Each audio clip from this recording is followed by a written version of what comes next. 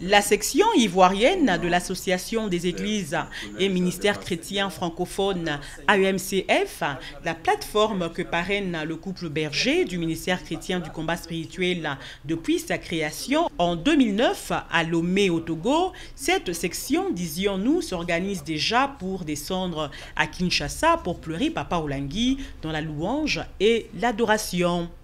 Elle s'est réunie dernièrement à la résidence des missionnaires de la fondation Olangi Wosho. Tous ces serviteurs et servantes de Dieu ont réagi à la mort de Papa Olangi, dont la prophétesse Kwaku. Ça n'a pas été facile pour moi et aussi pour tout le monde entier. Je me suis un peu plaint, je l'avoue, parce que c'était un terrible choc qui était tombé sur moi. Donc là, moi j'ai dit que je ne croyais pas.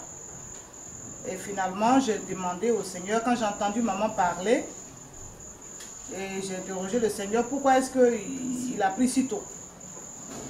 Et il m'a dit, séance de notes, il m'a répondu. Je l'ai pris pour qu'il se repose. Immédiatement, ça tournait autrement. J'ai commencé à ressentir la joie, je l'ai pris pour qu'il se repose. J'ai pris mon serviteur pour qu'il se repose. L'Éternel le dit à sa fille pour l'apaiser. Parmi ces hommes de Dieu, le pasteur Paul Kaungu de la République démocratique du Congo, lui déjà en janvier 2017, le Seigneur lui avait parlé de ce projet.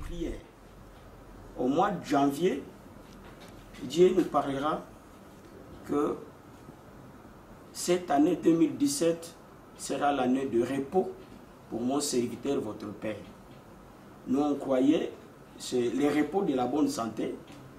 Papa sera stable, c'était là notre pensée. Notre Dieu ne fait rien sans avoir révélé son secret à ses serviteurs, les prophètes. Je ne pouvais pas supporter cette nouvelle.